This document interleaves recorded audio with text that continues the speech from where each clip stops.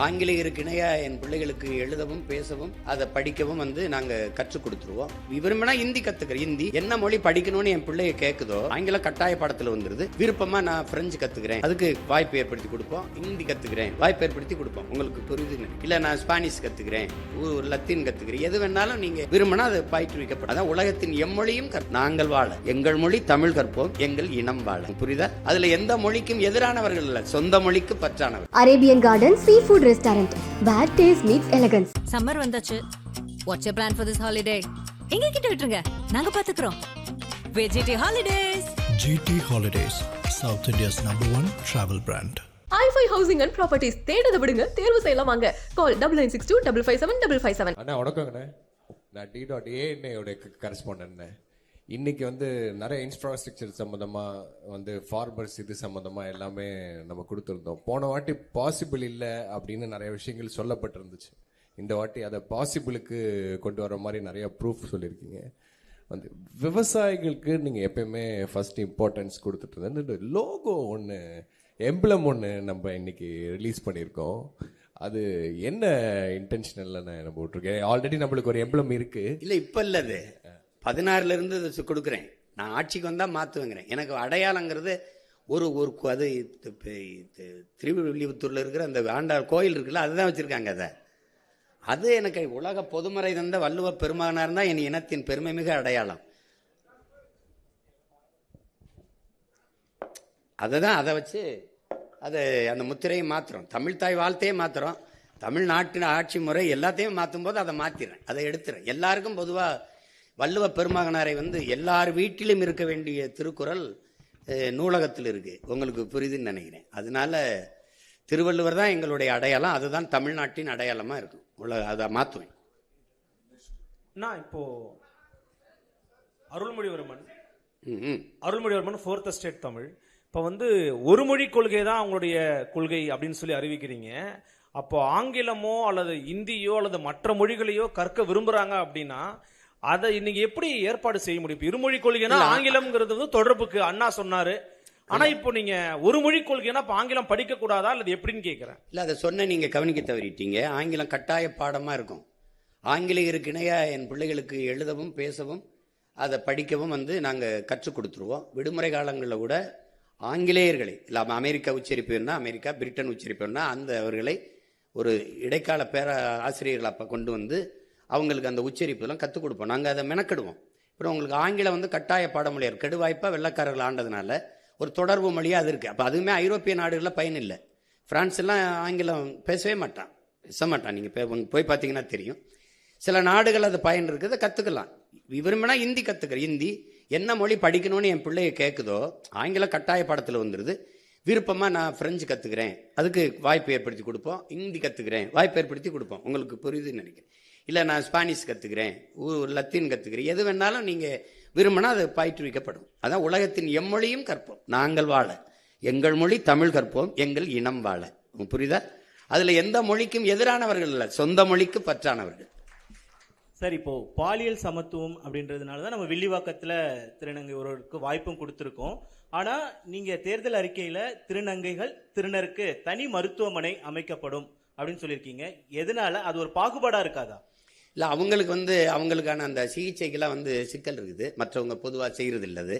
அதனால அவங்களுக்கு அது தனி மருத்துவமனை இருக்கிறது தான் சிறப்பு. அது ஒரு மருத்துவமனையில் தனி பிரிவு. உங்களுக்கு நான் சொல்கிறது விளங்குதுன்னு நினைக்கிறேன். அது அவங்களுக்கு இருக்கிற அவங்களுடைய கோரிக்கையை தான் நான் சொல்கிறேன். இப்போ நீங்கள் ஒரு இதிலிருந்து நீங்கள் அந்த பாலியல் மாற்றத்துக்கு வருதில்ல, அதை நீங்கள் பொது மருத்துவமனையில் செய்ய தயாராக இருக்கீங்களா? தனியார் மருத்துவமனையில் செய்ய தயாராக இருக்கீங்களா? இல்லை. அப்போ நான் என்ன பண்ண வேண்டியது இருக்குது? மாற்ற வேண்டியிருக்கு. இப்போ நான் உங்களுக்கு ஒரு கேள்வி கேட்குறேன். தனியார் பள்ளி கல்லூரியில் இருக்க தங்கும் விடுதியில் தாழ்த்தப்பட்ட மாணவர்களுக்கு என்று தனியாக விடுதி இருக்கா? இல்லை. ஏன் அரசு பள்ளியில் மட்டும் இருக்கு, அரசு கல்லூரியில் மட்டும் இருக்கு? யார்கிட்ட தீண்டாமல் இருக்கு? யார்கிட்ட இருக்கு? அரசுகிட்ட இருக்கு. நீ தனியார் முதலாளி அந்த பள்ளிக்கூடத்தில் போய் நின்ன சாதியா அந்த சாதியில் ஒன்னா இருந்து படிக்கிறான், ஒன்னா சாப்பிட்றான்ல. ஏன் நீ ஓம் பள்ளிக்கூடத்தில் தனியாக தங்க விடுதி வைக்கிற, ஒன்னா வைக்க முடியல? இப்போ நான் வரும்போது நீ எப்படி பண்ணுவியா? நீ இப்போ தனியாக விடுதி கேட்பியா? தனியாக சொல்லுவியா? நீ ஒரே விடுதியில் படி, என்ன சான்றிதழ் பிடி, எங்கேயாவது போ. அதையே சாதிக்க முடியல. அப்போ அது அவங்களுக்கு தேவை. அவங்க என்கிட்ட வச்ச கோரிக்கையை தான் அதில் வச்சிருக்கேன். அதனால அது பொது மறுப்பை நீங்கள் ஒன்று கேட்போம். கொரோனா நேரத்தில் ஏதாவது தனியார் மருத்துவமனை ஒரு நோயாளியை எடுத்து மருத்துவம் செஞ்சதா இருக்குதா? முழுக்க முழுக்க அரசு மருத்துவர்களும் அரசு செவிலியர்களும் தான் சேவை செஞ்சு காப்பாற்றினாங்க. அப்போ அது புரியுது இல்லை? அது மாதிரி ஒரு நிலைமை அவங்களுக்கு இருக்கிறனால ஒரு பொது மருத்துவமனையில் அவங்களுக்கு தனி பிரிவு, அவங்களுக்கு தனி மருத்துவம். அது இந்த உடல் உறுப்பு அறுவை சிகிச்சை செய்யறதுக்கு அவங்க படுற அந்த துயரத்தை நீங்க சொல்லி கேட்டீங்கன்னா அவங்களுக்கு நான் சொல்றதுல அந்த மதிப்பு தெரியும். இப்போ நீங்க சொல்ற விஷயம் எல்லாருமே மிக சூப்பரான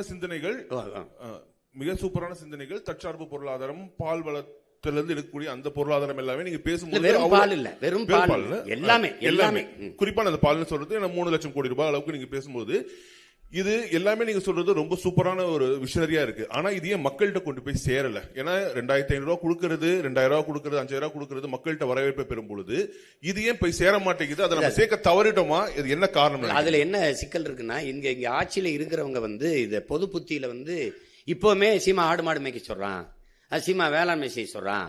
அது இப்ப உங்களுக்கு எங்க கிராமத்திலேப்பா 10 ஏக்கர் வச்சு வேளாண்மை செய்யறவனுக்கு பொண்ணு கொடுக்க மாட்டாங்க. மாப்பிள்ளை எங்க இருக்காருன்னா துபாயில இருக்காருங்க. துபாய் மாப்பிள்ளைம்பாங்க, துபாய்க்கே கட்டி கொடுக்க போற மாதிரி. அது ஒரு நோய் தானே. அவன் அங்க போய் ஒட்டகம் தான் மேய்ப்பான். இப்ப இங்க வேளாண்மை செய்யறவனுக்கு மதிப்பு இருக்காது. அப்ப அதுக்கு மதிப்பு உயர்த்தணும்னா அது அரசு பணி ஆகுனாதான் மதிப்பு ஏறும் உங்களுக்கு. அப்ப நீங்க அதுக்கு கவர்மெண்ட் வேலைடா, அரசாங்க வேலை அப்படின்னா என்ன பண்ணுவேன்? நீங்க நான் மருத்துவத்தை உங்களுக்கு கொடுத்துட்டேன்னா தம்பி, கல்வியை நல்லா உங்க பிள்ளைகளுக்கு கொடுத்துட்டேன்னா, நீரெல்லாம் விநியோகம் பண்ணிட்டேன். இப்போ நீங்கள் 1000 ரூபா கொடுக்குறீங்க, எங்கள் அம்மா 30 குடுவை வாங்குறா தண்ணி. ஒரு குடுவை எவ்வளோ? இந்த 1000 ரூபாய்க்கு தண்ணியே வாங்கி குடிக்க முடியாதே. நான் தண்ணியை கொடுத்துறேன்றேன், தடையில்லாத மின்சாரம் தந்துடுறேன் குறைந்த கட்டணத்துக்கு, ஏன்னா நானே உற்பத்தி செஞ்சிடறேன்ல. அப்படிங்கும்போது உங்களுக்கு ஒரு 10,000 சம்பளம் கொடுத்தோன்னா நீங்கள் செலவு பண்ணிடுவீங்களா தம்பி? எவ்வளவு பொருளாதாரம் எங்கே போகுது என் குடிகளுக்குன்னா மருத்துவம், கல்விக்கு, குடிநீருக்கு தான் போகுது. அதை நான் முழுக்க குறைச்சிடறேன். சுத்தமாக அதை மறந்துரு, நீ இதை மறந்துரு, நான் தந்துடுறேன், வேற சொல்லு, அது ஏன் பொறுப்புன்ட்டல்ல அப்படின்னு சொல்லிடுது. அரசு பொறுப்பேற்றுது. இது என்னன்னா இவங்க பொது புத்தியில இது ஒரு இழிவா பேசி ஆடு மாடு மேய்க்க சொல்றான். அப்ப சாராயம் வைக்க சொல்ற, சாராயம் ஊத்தி கொடுக்குறான்ல, எம்எஸ்சி எம்ஃபில் படிச்சுட்டு தானே ஊத்தி கொடுக்குறான். உங்களுக்கு தெரியாது, தமிழ்நாடு சட்டசபையில் ஐயா எடப்பாடி முதல்வர் இருக்கும்போது 400 பேர் வாயிற்காவலர் வேலைக்கு 400 பொறியாளர்கள் நினைச்சிருந்தாங்க. இங்க ஒரு கோட்பாடு இருக்கு தம்பி, எந்த வேலையும் செய்யலாம் இழிவல்ல, எந்த வேலையும் செய்யாமல் இருப்பதான் இழிவுன்னு ஒரு கற்பிதத்தை கொடுக்கணும். எந்த வேலையும் செய்யாம இருக்கிறதாண்டா இழிவு. இப்ப நீங்க தச்சு வேலைக்கு வர்றதில்ல, கம்பி கட்டுறதுக்கு வர்றதில்ல, கொத்தனார் வேலைக்கு வர்றதில்ல, எந்த வேலைக்கு நீங்க வர்றதில்ல. ஆனா இதையெல்லாம் தான் அப்படியே போய் வெளிநாடுகளை செய்றீங்க. அப்ப அது என்னன்னா, கழிவறை கழுவுனாலும் கண்ணுக்கு தெரியாம இப்ப கழுவணும்ன்ற உளவியல் நோய். அதுதான் தப்புங்கிறேன் நான், அது தப்புங்கிறேன். நீ எந்த வேலையும் செய்யலாம், மதிப்பு மிக்கது. அப்ப அதை கொண்டு வரணும்னா நான் அரசுன்னு சொன்னாதான் அது பெருமைக்குரியதா தெரியுது. அப்ப நான் வரும்போது ஒரு தடவை பண்ணி காட்சிட்டேன்னா சரிதான் அப்படின்னு மக்களுக்குள்ள அதான் சொல்லணும், ஒரு விழிப்புணர்வு வரணும். இப்ப இலவசத்துல இழக்கிறாங்க. இந்த பணத்தை எங்க இருந்து? இப்ப 5000 ரூபாய் 6800 கோடி முதலீடு பண்ணிருக்கு. 6800 கோடி அரசு காசை எடுத்து தன் வாக்கை உறுதி செய்யுது. இப்ப எவ்வளவு கொடுமையான நிர்வாகம் இது, யாருமே கேட்கல. இப்ப நம்ம இப்ப உங்ககிட்ட அதிகாரம் இருந்துச்சு கொடுத்துட்டீங்க, என்கிட்ட ஒண்ணுமே இல்லை. இது எப்படி ஜனநாயகத்துல சம வாய்ப்பு சம உரிமை நீங்க சொல்றீங்க? நீங்களும் தேர்தலை சந்திக்கிறீங்க, நானும் தேர்தலை சந்திக்கிறேன். எப்படி சம வாய்ப்பா இருக்கும்? உங்கள்கிட்ட அதிகாரம் இருந்து டப்புன்னு காசு எடுத்து கொடுத்துட்டீங்க. ஒரே நாள்ல 1,31,00,000 வங்கி கணக்கில் போட்டீங்க. இப்ப நான் என்ன செய்யலாம்? எப்படி இருக்கு? இப்ப இதுதான் ஆபத்து. நீங்க கொண்டு போய் சேர்க்கலைங்கிற அண்ணன் ஒரு குரல், என்னை சுத்தி என் பிள்ளைகளின் குரல், நாங்க எடுத்து பேசுறோம். என்னை முறியடிக்க இவர் இதான் சொல்லுவாரு, இது சொல்லுவாரு. கியூபா வேற ஏதாவது வளம் இருக்கா கரும்பை தவிர? இல்லை. நார்வே, டென்மார்க்கில் மாடு தவிர ஏதாவது வளம் இருக்கா? பிரேசில் கரும்பு, பசு, அது தவிர வேற ஏதாவது வளம் இருக்கா? அந்த நாடெல்லாம் தற்சார்பு அடையலையா? அப்போ ஒரு வளத்தை வச்சு ஒரு நாடு சிறந்த கட்டமைப்புகள் இருக்கும்போது இவ்வளவு நிலமும் வளமும் வச்சு மனித ஆற்றலை வச்சு ஏன் நாடு ஏன் வறுமையில் இருக்கு? ஏன் நாடு ஏன் இலவசத்துக்கு இருக்கு? எனக்கு எல்லாம் இருக்கு. நான் ஏன் கையேந்தணும் சாப்பாட்டுக்கு, இலவசத்துக்கு? இப்ப அது அந்த அருமை புரியாது. நீங்களுக்கு எடுத்தோடனே தம்பி அண்ணன் உங்களுக்கு சொல்றேன், பெட்டி கடைக்கு போனீங்கன்னா வாழைப்பழம் அப்படி தொங்கும், இப்படி வாழைத்தார் இப்படி தொங்கும், அது தலைகளாக நிற்கும், தவம் இருக்கும். என்னை சாப்பிட்டுட்டே, நான் நல்லவன்டா டே, உனக்கு நல்லதுடா டே, என்னை சாப்பிட்றான்னு அதை கவனிக்க மாட்டான். இப்படி உள்ளே வச்சிருப்பான் சிகரெட்டு, பான்பராக்கு, அதை வாங்கிட்டு குடிச்சிட்டு போவான். இப்போ ரொம்ப நாளாக நான் தலைகளாக தொங்குறேன் இந்த வாழைப்பழம் மாதிரி, அது ஏற்று பார்க்கல. இதைத்தான் ஐயா இறை என்று சொல்கிறாங்க. இந்த மக்கள் பாதரச வெளிச்சத்தில் பௌர்ணமி வெளிச்சத்தை மறந்தவர்கள், இவர்கள் வண்ண வாசனை திரவியத்தின் வாசத்தில் வண்ண மலர்களின் வாசத்தை மறந்தவர்கள்னு. அப்படிதான் விழிப்புணர்வற்ற சமூகத்தில் நடிப்பவனுக்கே முதலிடம் கிடைக்கும்ங்கிறார் ஐயா. அதுக்கு சான்றுன்னு சொல்றாரு. எப்படின்னா, ஒரு பள்ளிக்கூடத்தில் மாறுவேட போட்டி நடக்குது. சார்லி சாப்ளின் மாதிரி நடிக்கணும். முதல் பரிசு ஒரு மாணவன் வந்துட்டான், 2வது பரிசு ஒரு மாணவன் வந்துட்டான், 3வது பரிசு ஒரு ஆள் வர்றாரு. அது உண்மையிலே சார்லி சாப்ளினுக்கு 3வது பரிசு. பார்த்தீங்கன்னா அவரை மாதிரி நடிச்சவன் முதல் பரிசு, அவருக்கு 3வது பரிசு. அப்ப நடிப்பவனுக்கே முதலிடம் கிடைக்கும் விழிப்புணர்வற்ற சமூகத்தில் எழுதுறவள ஐயா எழுதியிருக்காரு. அப்ப அது மாதிரி அவர் அதுக்கு நிறைய சான்று சொல்றாரு. ஒரு பன்னி மாதிரி ஒருத்தன் கத்துறான், சின்ன வயசு பண்ணி, பெரிய வயசு பண்ணி, நடு வயசு பண்ணி மாதிரி நல்லா கத்துறான். அவனுக்கு தெருவில் கத்தும்போது நிறைய காசு வருது, அதை வச்சே சாப்பிட்டுக்கிட்டு இருக்கான். ஒரு நாள் என்னை மாதிரி ஒருத்தன் வரான், டேய் உன்னை விட அருமையை நான் கத்துவேன்டான்னு கத்துனோன்னு கத்தி காட்டுறோம். போட்டி இந்த மாதிரி மேடையில் எல்லாம் உட்காந்துருக்கான் அவங்கள மாதிரி. நான் கத்துறேன், இவன் போலி அவன் தான் நல்லா கத்துறான், ரொம்ப நாளாக கத்திக்கிட்டு இருக்கவனுக்கு தான் ஆதரவு அதிகமாக இருக்கு. கடைசியாக ஒரு நாய் நீ பாட்டுற அப்படின்னு ஒரு சாக்கு, ஒரு கோணி சாக்கு போட்டு இருந்தா உண்மையிலே ஒரு பன்னி படுத்திருக்கு. அதுதான் இவ்வளவு நேரம் கத்திச்சு. அப்போ இவர் என்ன சொல்றாரு, டேய் உண்மையான பன்னியின் சத்தத்தை இந்த போலியை கேட்டு கேட்டு கேட்டு மறந்துட்டீலடா, நான் இவ்வளவு நேரம் நான் கத்தலடா, அந்த பன்னி தாண்டா கத்திச்சுன்னு. அப்படி இந்த போலியை கேட்டு கேட்டு இந்த உண்மையை மக்கள் ரொம்ப நாளாக மறந்துட்டாங்க. அதை உங்களை மாதிரி உள்ளவங்க நீங்க தான் இந்த அறிவு தளத்தில் இது கடத்தி, ஏதோ கொஞ்சம் கவனிங்க, இருந்தாலும் ஏதோ சொல்லிட்டு இருக்கான், ரொம்ப நாளாக சொல்றாயா பாருங்க, ஏன்னா உண்மையிலேயே தலை சிறந்த நாடா நம்மளால மாற்ற முடியும். அது ஒன்றும் பெரிய வேலை இல்லை. அவரவர் வாழ்விடத்தில் நீங்கள் ஒரு சணல்னு ஒன்று இருக்குது, ஹெம்ப்னு ஒரு செடி, சனப்பு, அதில் இருந்து நான் எவ்வளவு நம்ம மேம்பட முடியும் பொருளாதாரத்தில். கார் தயாரிச்சுக்கலாம், பெட்ரோல் தயாரிச்சுக்கலாம், செங்கல் அதில் எடுத்துக்கலாம், மலை போய் நொறுக்க வேண்டியதில் எல்லாமே அதில் தயாரிக்க முடியும். அதை வளர்க்குறதுல என்ன உனக்கு பிரச்சனைன்னு கேட்குறேன். இப்போ அதுதானே உங்களுக்கு. அப்போ அதை அவர் சொல்கிறத இப்போ நீங்கள் சொல்ல முடியலன்னா நம்ம இவர் இதெல்லாம் சாத்தியமாங்க அப்படின்ட்டு போகிறது தானே. நீங்கள் ஆடு மாடு மேய்க்கிறது உங்களுக்கு அவமானம்னா நான் அப்போ நீங்கள் நபிகள் மேய்ச்சிருக்காரு, கிருஷ்ண பரமாத்மா மேய்ச்சிருக்காங்க, இயேசு இறைமகன் இயேசு மேய்ச்சிருக்காங்க.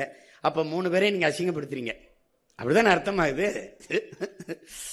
தமிழ் மெய்யியல் அப்படிங்கிற ஒரு விஷயத்துல வந்து பாத்தீங்கன்னா, நீங்க இந்து சமய அறநிலைத்துறை அப்படிங்கிற பேரை மாத்தி தமிழர் அறநிலைத்துறைன்னு பேர் வைப்போம் அப்படின்னு குறிப்பிட்டிருக்கீங்க. குறிப்பா தமிழிலும் வழிபாடு செய்யலான்னு இப்ப இருக்குது, தமிழ்ல மட்டும்தான் வழிபாடு செய்வோங்கிறீங்க. அப்ப இந்துங்கிற பேரையும் நீக்குவீங்க, சமஸ்கிருத மந்திரங்களை ஓதக்கூடிய வாய்ப்பையும் வந்து முழுமையா நீங்க வந்து ஒழிப்பீங்கன்னு சொல்ல வரீங்களா? இல்லை, என் இறைக்கு முன்னாடி நீங்க இன்னொரு மொழியில நீங்க வழிபடணும். என் மொழி புரியாதவன் எனக்கு எப்படி இறைவனா இருக்க முடியும்? நீங்க கிறிஸ்தவ வந்து இது சொல்றாங்க, அங்க பள்ளிவாசல்ல சொல்லி இந்த கேள்வியெல்லாம் கேட்கக்கூடாது. அது என் இறையில அந்த மார்க்கம் வந்து அரபியால இருந்து வந்ததை நான் என் மக்கள் ஏற்றுக்கொண்டார்கள். அவங்க இன்னும் வந்து வழிபாட்டை தவிர, அந்த பாங்க ஒளியை தவிர மீதி எல்லாமே தமிழ்ல தான் சொல்லுவாங்க. நான் எத்தனை திருமணங்களுக்கு சாட்சியா நின்று கையெழுத்திட்டு இருக்கேன். புரியுதா உங்களுக்கு? ஒருவருக்கொருவர் அன்பு கொண்டு நயசித்து அப்படிதான் பேசுவாங்க. நீங்க அவன் வந்து முதல்ல கிறிஸ்தவ மதத்தை பரப்ப முடியல, அவன் லத்தீன் ஸ்பானிஷ்லாம் சொல்லிட்டு இருந்தான். கடைசியா என்ன பண்றா, அவனவன் தாய்மொழியில வழிபடலாம் சொன்ன பிறகு பரலோகத்திற்கு எங்க பிதாவேன்னா, உம்முடைய ராஜ்யம் வருகன்னா, அதை பின்னாடி தமிழ் மீது பற்றுக்கொண்ட இளம் குருமார்கள் வரும்போது விண்ணுலகில் இருக்கும் என் தந்தையை உம்முடைய அரசு வருக. புரியுதா உங்களுக்கு? தூய தமிழுக்கு வந்துட்டான். பதாசுதன் பரிசுத்தாவியை தூக்கிட்டு தந்தை மகன் தூயாவின்னு வந்துட்டான். நீ என் இறை நக்கீரா, உன் தமிழோடு சற்று விளையாடவே நான் வந்தேன்னு சொன்ன சிவன், அவ்வையே உன் தமிழில் பருகவே நான் வந்தேன்ங்கிற சொல்ற முருகப்பெருமானுக்கு முன்னாடி நீ என் தமிழ்ல ஏன் சொல்லல? எனக்கு திருப்புறங்கள் இருக்கு, திருமுருகாற்றுப்படை இருக்கு, பட வேண்டியதானே, பக்தி திருமுத்து பட வேண்டியதானே. சொல்லுங்க, என்ன நமச்சிவாய வாழ்க, நாதன் தாழ்வாழ்க, இமைப்பொழுதும் என் நெஞ்சில் நீங்காதான் தாழ்வாழ்க பாட முடியாதா? ஆகமமாய் நின்று அன்னிப்பான் தாழ்வாழ்க பாட முடியாதா? இப்போ எதுக்கு தேவாரம் திருவாசம்லாம் எதுக்கு இருக்கு? திருவாசத்துக்கு உருவாதார், ஒரு வாசத்துக்கு உருவார். திருவாசத்தை மொழிபெயர்த்த சி போப்பு அழுதுட்டு போயிட்டான். நீ என்ன உங்களுக்கு பிரச்சனை? என்ன உங்களுக்கு பிரச்சனை? என் இறைக்கு முன்பு என் மொழியில் வழிபடணும், அதுதானே முக்கியம். அது சொல்றதுல உங்களுக்கு என்ன பிரச்சனை? யார் வேணாலும் அர்ச்சகராகலாம்ங்கிறதுல பிரச்சனை இல்லை. என் அன்னை தமிழில் அர்ச்சனை இருக்கணுங்கிறதா எனக்கு பிரச்சனை. நீங்க அதுதான் முதன்மையானது. அங்க ஏன் ஆளு உட்கார்ந்துட்டு அங்கேயும் போய் சமஸ்கிருதத்தில் சொல்லானா அதுக்கு அவங்களே சொல்லிட்டு போயிடலாமே. விளங்குதா? அப்புறம் தமிழர் அறநிலையத்துறைன்னு மாத்துவன்றீங்க, இந்துங்கிற பேரை நீக்குவேன் அப்படின்னு சொல்ல வரீங்களா? இல்ல, இந்துன்னு ஒரு சமயம் இருந்தா இது கூட்டு பொரியல் அவியல் சாம்பார் மாதிரி எல்லாம் சேர்த்து சாப்பாடு மாதிரி, சமணன் பௌத்தன் சீக்கியன் உங்களுக்கு தெரியும், இங்க வைணவன் எல்லாரும் சைவன் எல்லாரும் சேர்த்து இந்துன்னு சார் வில்லியம் ஜோன்ஸ் போட்ட கையெழுத்துல ஆகிறோம். என் சமயம் சைவம், நான் சிவனை வழிபடுகிற சிவசமயம். என் சொத்து பத்திரத்துல, எங்க வீட்டுல எங்க அப்பாவோட சொத்து பத்திரத்துல சிவசமயம் இருக்கு. என் கோத்திரம் வந்து என் மகனுக்கு எனக்கு சிவ கோத்திரம். அப்ப நாங்கள் முருகனை வழிபடுகிற சைவர்கள், அப்ப சிவனை வழிபடுகிற சிவ சமயம், மாலை வழிபடுகிற மாலியம். திருமால்ங்கிறது எந்த மொழி சொல் சொல்லுங்க? எங்க மாயவன் கண்ணன் ஆகிறான். கண்ணன் என்றாலும் மால் என்றாலும் கருப்பு. வணங்குகிற தெய்வத்தை நாங்க மரியாதையா அழைக்கணும்னு, மதிப்போடு அழைக்கணும்னு திருமால் பெருமாள்னு அழைக்கிறோம். என் பெருமாள் கோயிலே எங்கள் ஆண்டாள் பாடின பாசுரங்களை பாட வேண்டியதானே. அதில் என்ன உனக்கு பிரச்சனை? ஆண்டாள் என்ன மொழியில பாடினா அது என்ன பிரச்சனை உனக்கு? என்ன எங்க பெருமாள் கோச்சுக்கு போயிருவார? 63 நாயன்மார்கள் இருந்த தேவாரத்தை பாட வேண்டியதானே, என்ன பிரச்சனை உனக்கு? இப்ப நான் சொன்ன மந்திரத்தை நான் பாடவா? இப்ப திருவாசத்தை பாடவா? எங்க சிவன் கோச்சுக்கு போயிருவானா? அவன் தான் சொல்றானே, மணி நெற்றி உமிழ்ச்செங்கல் தளல்புரை சடர் சுடர் கடவுள் தந்த தமிழ்ங்கிறான். சிவபெருமானே தந்த மொழிடா அப்படிங்கிற அந்த மொழியை நீ பாடாம நீ என்ன பண்ணுவீங்க? நீங்க முதல் தமிழ்ச்சங்கத்தின் தலைவனே அவன் தானுங்கிறதானே இலக்கியம் சொல்லுது. அப்புறம் பின்ன என்ன? நீ வேற ஏதோ நான் அமெரிக்காவில் போயிட்டு தமிழிலும் அப்படின்னு போட்டா பரவாயில்ல. கோயிலை கட்டுறது நான், முன்னாடி இறைவனா இருக்கிறவன் அவன், இதுக்கு எழுதுனது எங்காலு. அப்ப என் மொழி என் இறைக்கு முன்னாடி நான் பேச வேண்டியதானே. அதனால தமிழர் சமய அறநிலை தான். என் முருகனை, என் சிவனை, என் மாயவனை வழிபடுறதுக்கு எதுக்கு இப்ப இந்து சமயம் இருக்குது? இப்ப ஆந்திராவில் இப்ப நீங்க நான் வட இந்தியாவில் இருக்கிற தெய்வங்கள் ஒன்று இருக்குது. இப்ப நீங்க இந்து சமயம் போடுவீங்களா? அது எப்படி போடுவீங்க? அதே இறையை நான் என் சமயத்திலிருந்து வழிபட்டு போறேன். உங்களுக்கு என்ன பிரச்சனை வருது? என்ன வருது சொல்லுங்க? நீங்க ஏன் கோவிச்சுக்கிறீங்க? அது என் முருகன் வேலை, எங்க சிவன் வேலை, அது எங்க பெருமாள் திருமால் வேலை. உங்களுக்கு அதுல என்ன பிரச்சனை இருக்குது? அண்ணா சார் அண்ணா அண்ணா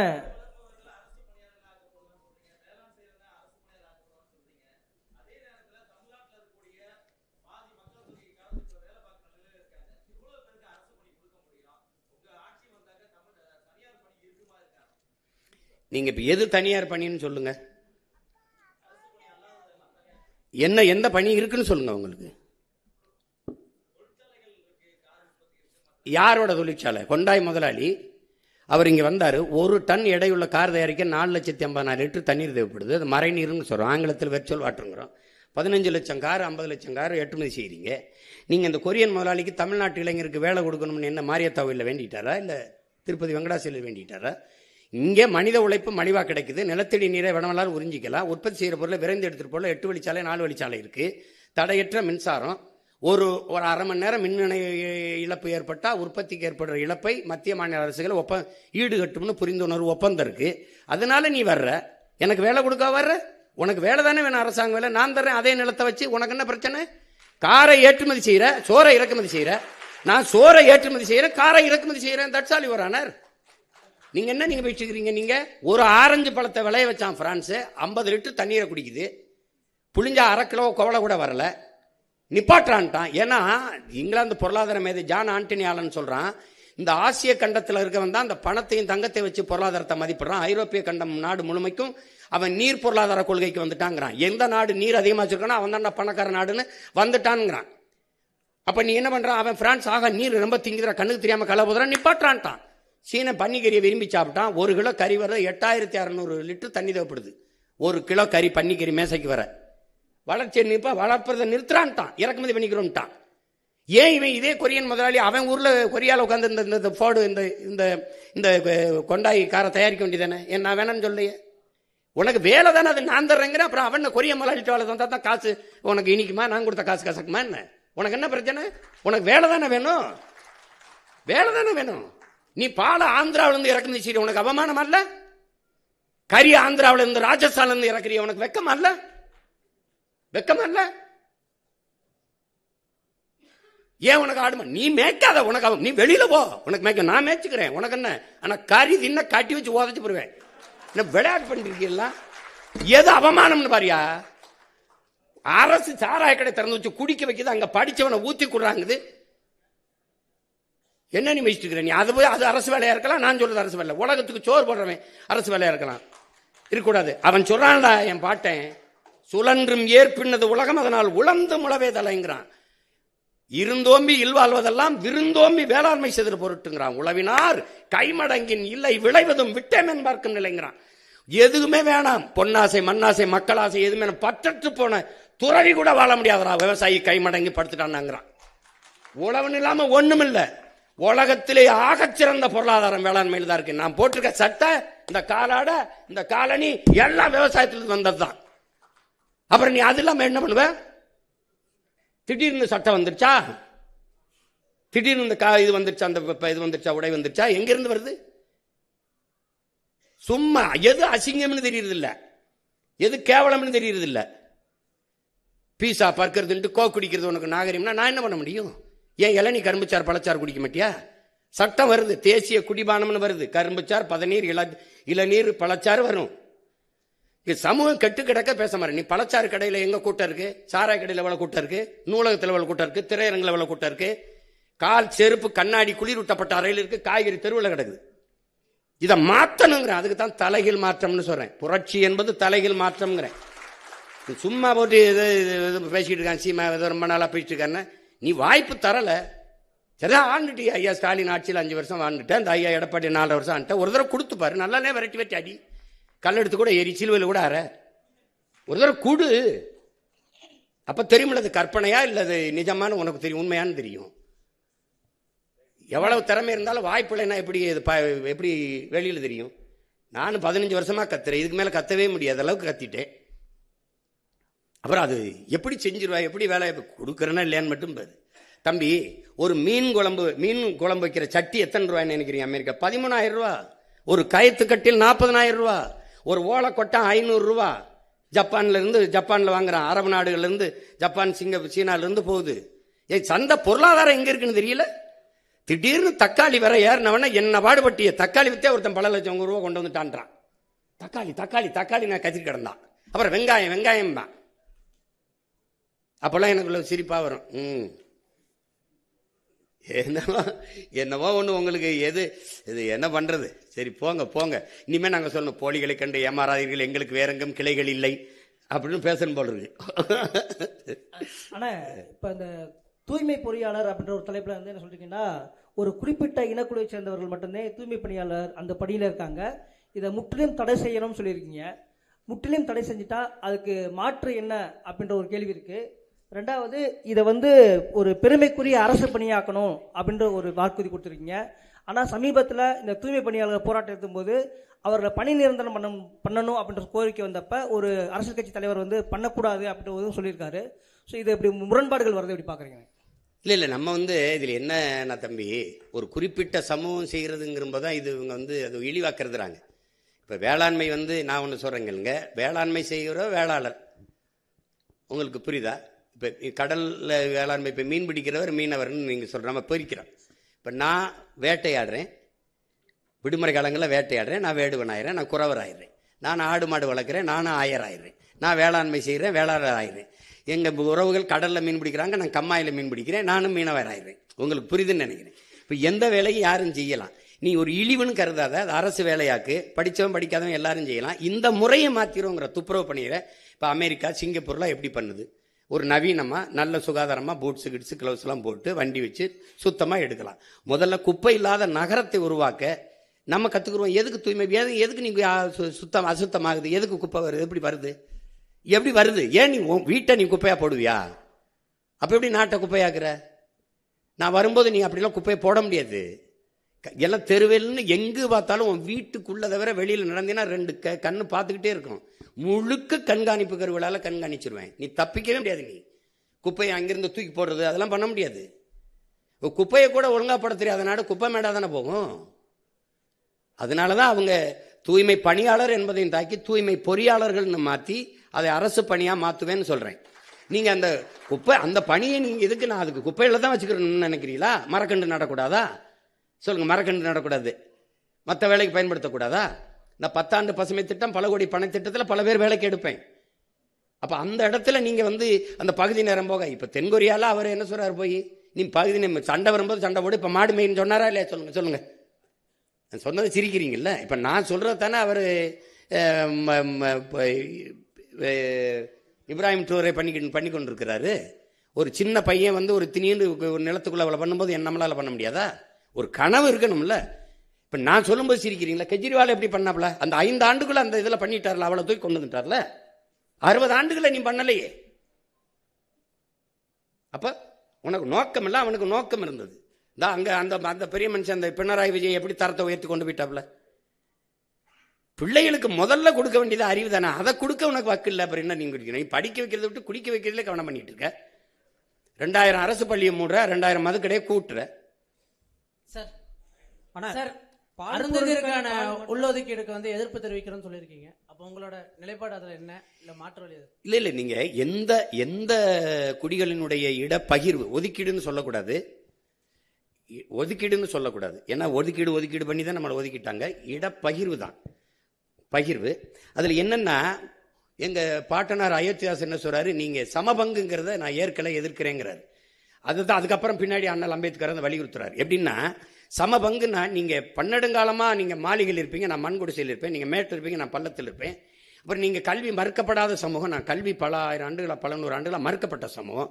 இப்போ 2 பேரும் ஒரு இடத்துக்கு வரும்போது பொதுத்திறனில் வெல்வது கடினம். இப்போ நீங்க எப்படி நீங்க கவனிக்கணும்னா, 100 நாள் வேலைக்கு போற எங்க அம்மாவுக்கு என்ன உப்பு ஊறுகாய் அரிசி பருப்புக்கு வரியோ அதே வரி தான் சரக்கு மற்றும் சேவை வரி அதானி அம்பானி மனைவியும் கட்டுவாங்க.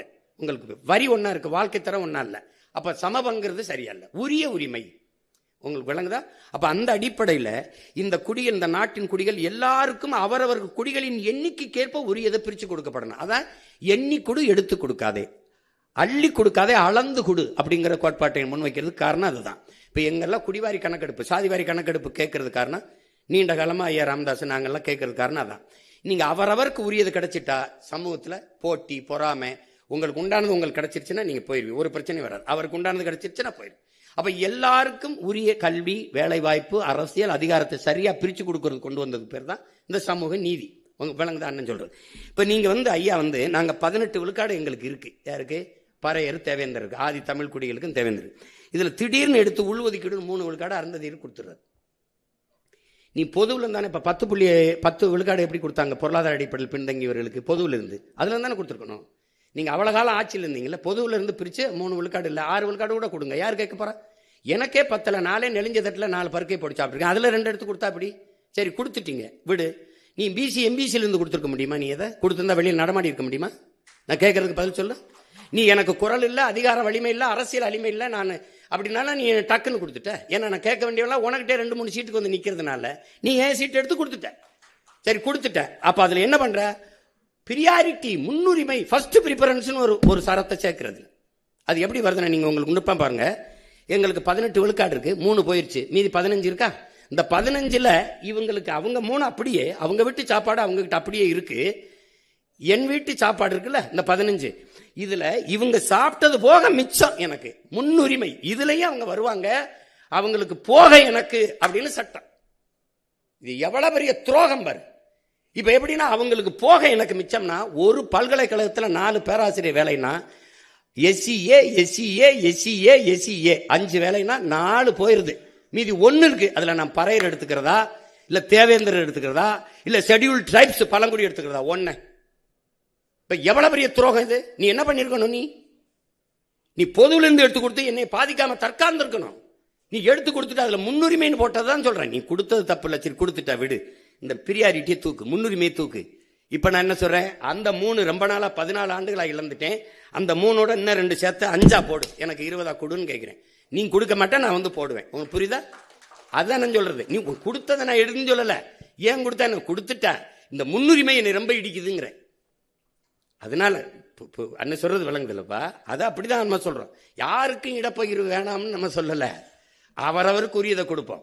இப்ப நீங்க வேற ஊர்ல இருந்து வந்திருக்கீங்களா, பஞ்சாப்ல இருந்து உங்களுக்கு கொடுக்குறேன்னா, பஞ்சாப்ல எங்க இருக்குன்னு சொல்லணும், அங்க வாழ்றல்ல அவன் என் ஆளுக்கு கொடுக்கணும்.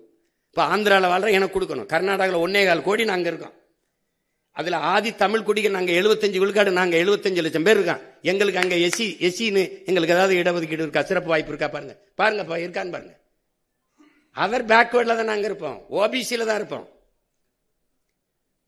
அப்ப காலங்காலமா என்னுடைய பெருந்தன்மையும் பேரன்மையும் நீ இழிச்சாத்தனம்னு கருதிடக்கூடாதுல்ல. உன்னுடைய வளம் உனக்குன்னு இருந்துக்கிற, முல்லை பெரியாறு தனியாக இருக்கு, கர்நாடகா தனியாக இருக்கு, என்னோட நெய்வேலி உனக்கு, நரிமணம் பெட்ரோல் உனக்கு, அணுவுல மின்சாரம் உனக்கு, அணு மின்சாரம் உனக்கு, என் வளம் எல்லாருக்கும். நான் மட்டும் இந்தியனா இருக்கணும், நீங்க கனடாவே இருந்துருவீங்க. நீங்க அப்படியே நீங்க எல்லாம் உங்க மாநிலத்துக்கு உங்க ஆளா இருந்துருவீங்க. எப்படி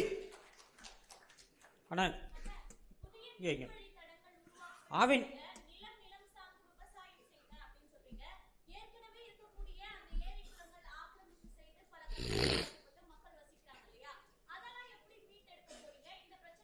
இல்லை அதையெல்லாம் ஒன்றும் செய்ய முடியாது. ஏற்கனவே நானே அதை இடிக்கக்கூடாதுன்னு போராடி இருக்கேன். அதை இடிக்க அப்போ கட்ட அனுமதிச்சவனை தான் கொஞ்சம் சரி பண்ணணும்.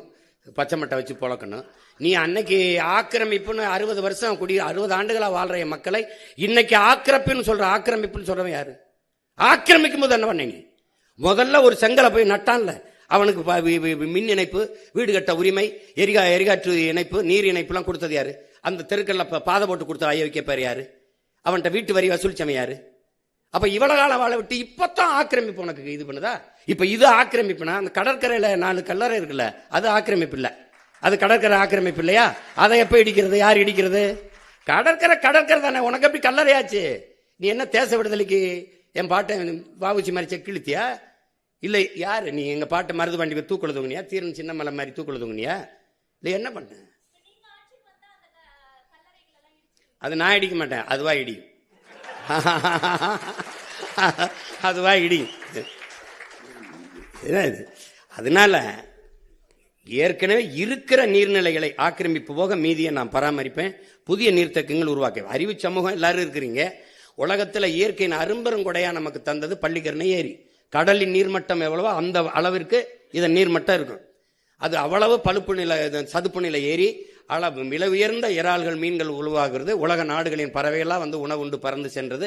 அப்படி ஒரு ஏரியை யாராவது குப்பையை கொட்டி மூடணும்னு யாருக்காவது இப்ப எந்த கொம்பை வந்தாலும் அதை புனரமைக்க முடியாது, சீரமைக்க முடியாது.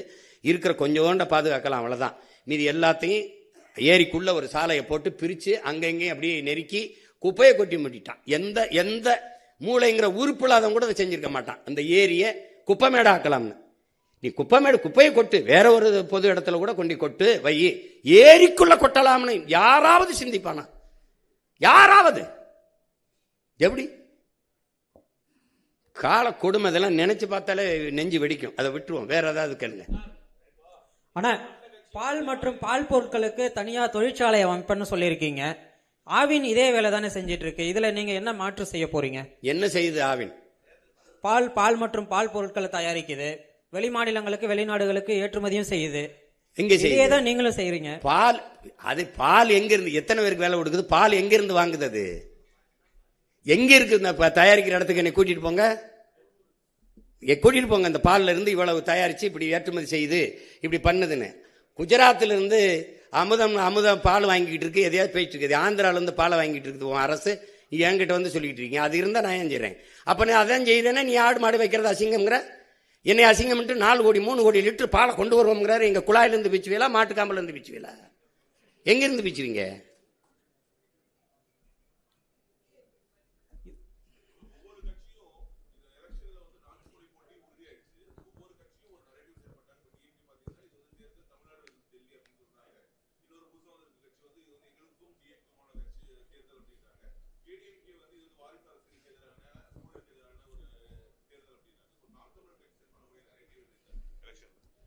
இல்லை அதில் உங்களுக்கு தெரியுங்க, போட்டிங்கிறது கோட்பாட்டு அளவு போட்டி தான். உங்களுக்கு இதுவரை இந்த நாட்டில் என் மக்களுக்கு இருக்கிற பிரச்சனைகள், துன்பங்கள் இருக்குல்ல, இந்த பிரச்சனைகள் தினந்தோறும் போராட்டம் நடக்குது. அதை நீங்கள் என்னையோட நீங்கள் ஊடகத்தில் இருக்கிற பிள்ளைகள் நீங்கள் நல்லா கவனிப்பீங்க.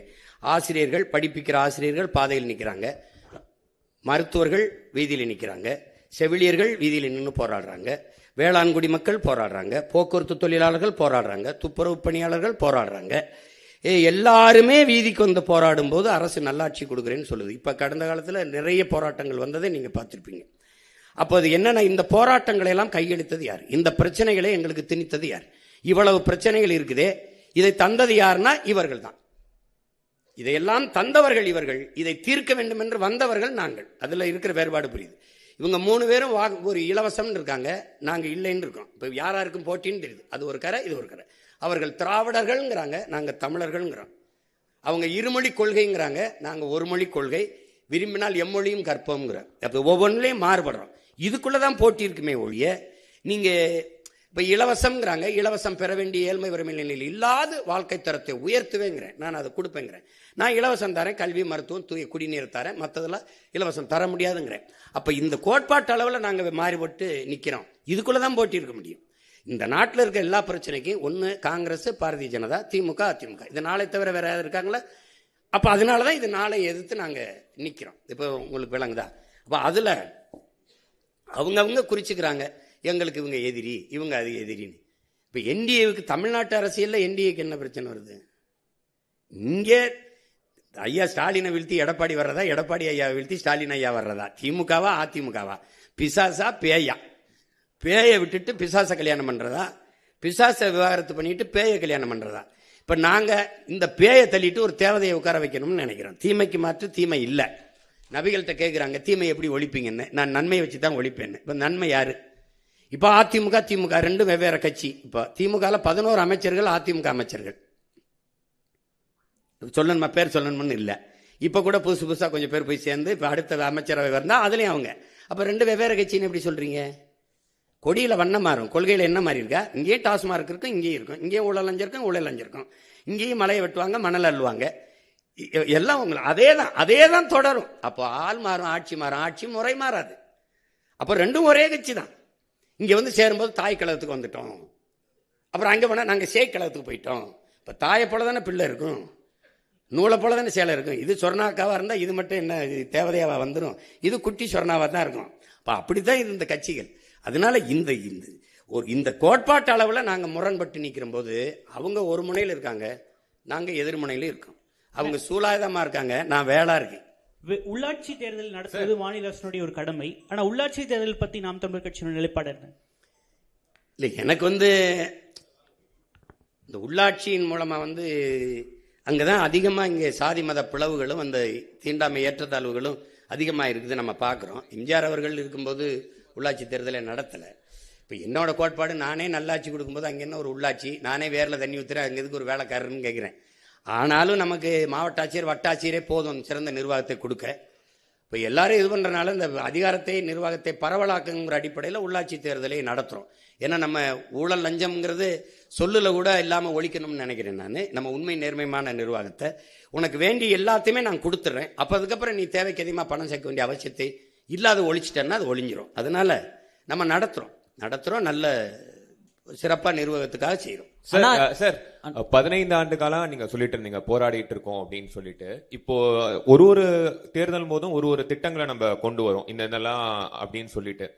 2 திராவிட கட்சிகளை தாண்டி புதுதா ஒரு கட்சி தமிழகத்துல ஆட்சி அமைக்க முடியாததுக்கு காரணம் இந்த சாதி மத அரசியல் அப்படின்ற அந்த கட்டமைப்பை உடைக்கிறதுலயோ இல்ல மாத்துறதுலயோ எவ்வளவு கஷ்டம் இருக்கு, அதுக்கு எவ்வளவு முற்பட வேண்டியது இருக்கு ஒரு வெற்றிக்கு. அதை தாண்டி இல்ல, சாதி மத உணர்ச்சிங்கிறது தமிழ் சமூகத்துக்கு மட்டும் இல்ல, அது மானுட குலத்துக்கே எதிரானதா இருக்குது.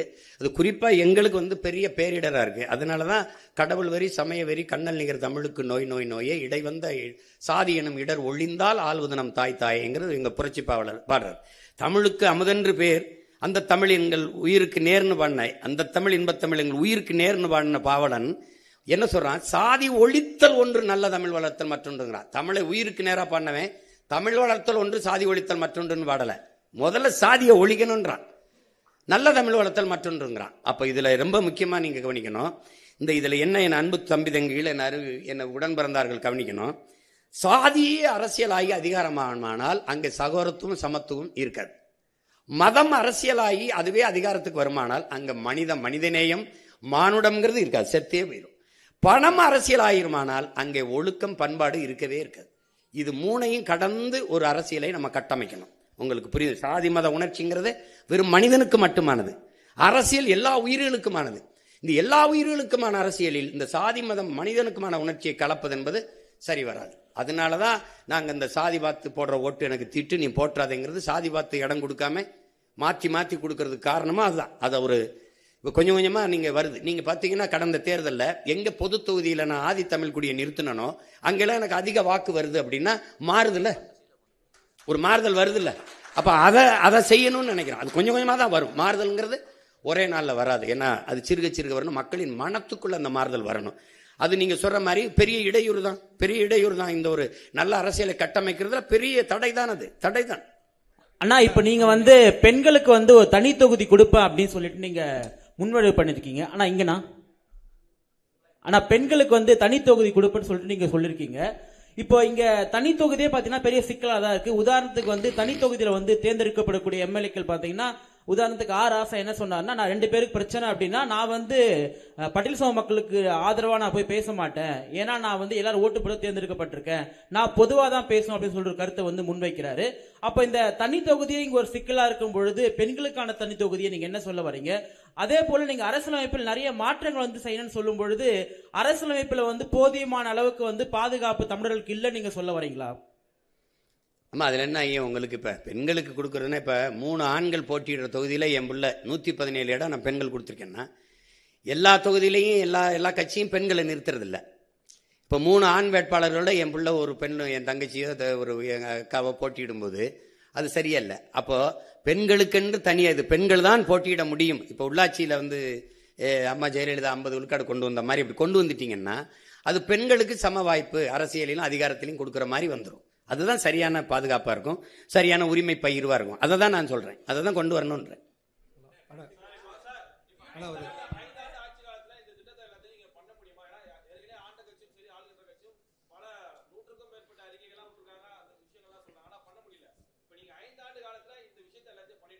இல்லை, அதுக்கு தான் 10 ஆண்டு பசுமை திட்டம், பல கோடி பனை திட்டம்னா அண்ணன் என்ன சொல்கிறேன்னா, ஒரு வேலை இப்போ எனக்கு குறுகிய காலம் தான் இருக்குது, நான் தொடங்கிட்டுன்னா நான் ஒரு ஆட்சி முறையை மாற்றி இப்படிலாம் நிர்வகிக்க முடியும்னு காட்டிட்டேன்னு வச்சுக்கோ. இப்போ எங்கள் தலைவர் எடுத்துக்கிட்டிங்கன்னா, நம்மளாலையும் ஒரு நாட்டை கட்டமைக்க முடியும், ஒரு நாட்டை நிர்வகிக்க முடியும், நம்மளாலையும் படை நடத்தி நம்ம நாட்டை ஆள முடியும்னு காட்டிட்டாரு. இப்போ எங்களுக்கு வந்து உலகம் அதை முழு இசைவோடு அங்கீகரிக்கலை ஒழிய நாங்கள் எல்லாமே அடைஞ்சிட்டோம். அப்போ அதை காட்டும்போது அந்த கனவு எனக்கு தெரியுது. இப்போ நான் வந்து காட்டிட்டேன்னா என் பிள்ளைக்கு இன்னைக்கு பள்ளிக்கூடத்துக்கு போயிட்டு இருக்கோம், எங்கள் பெரியப்பா எங்கள் மாமா வந்து இப்படி ஆட்சி செஞ்சாரு, இப்போ நான் சொல்கிறேன் என் தாத்தா அப்படி பண்ணா, இப்படி இந்த கொண்டு வந்தா, அணையை கட்டினா, எங்கள் பள்ளிக்கூடம் கட்டினா, அப்படி நான் போட்டு தொடங்கிட்டேன்னு வச்சுக்கிறேங்க, என் பிள்ளையை தொடர்ந்து கொள்வார்கள். என்னுடைய அடித்தளம் உறுதியாயிருச்சுன்னா அழகான கூரையை என் பிள்ளையை போட்டுக்குருவாங்க. நான் அதுவே இல்லாமல் தத்தளிக்கிறேன் பாருங்க. எனக்கு முன்னாடி என் முன்னவர்கள் வந்தவங்கெல்லாம் சமரசம் செஞ்சு தாளலைன்னா எனக்கு இந்த சிரமம் வந்திருக்காது. இப்போ நான் நிற்கிற உறுதியோட எனக்கு முன்னாடி நின்றுருந்தாங்கன்னு வச்சுக்கிறேங்க, எனக்கு வேலை எளிதாக இருந்திருக்கும். அப்போ அது இல்லை. அதனால இங்கே எப்படின்னா, நானே மண்ணை மிதித்து, நானே கல்லை எடுத்து அச்சு எடுத்து, நானே செங்கல் எடுத்து, நானே கட்டி சிறுக கட்டுறது. தம்பி அஜித் சொல்கிற மாதிரி எனக்கு நானே செதுக்கி வந்த மாதிரி வந்துக்கிட்டு இருக்கோம். அப்போ அதில் வந்து நீங்கள் சொல்கிறீங்க அப்படின்னா நீங்கள் எனக்கு 5 ஆண்டுக்கு முன்னாடி ஆட்சியை கொடுத்துருக்கணும். நான் இதை சொல்லி தான் பார்க்குறேன். அதை ஆட்சியில் இருக்கிறவன் விடுறதல்ல, நான் வயிறு பயிச்சவன் விட மாட்டான், வசதி படைச்சவன் தரமாட்டாங்கிற மாதிரி நானும் விடுறதல்ல, அது நடந்துட்டு தான் இருக்கும். பண்ணுவோம். 5 ஆண்டுகளில் எவ்வளவோ மாறுதலை செய்ய முடியும். கெஜ்ரிவால் கல்வியை தரமாக உயர்த்தினாருன்னு நான் சொல்கிறேன். 5 ஆண்டு தானே, ஒரு காட்டிட்டா அப்புறம் அதை பிடிச்சிக்குவாங்கல்ல நம்ம பிள்ளைய. நல்லது, இது சரியா இருக்க, இதே மாதிரி பண்ணிட முடியும்னு தெரியும். ஒரு முறை தானே.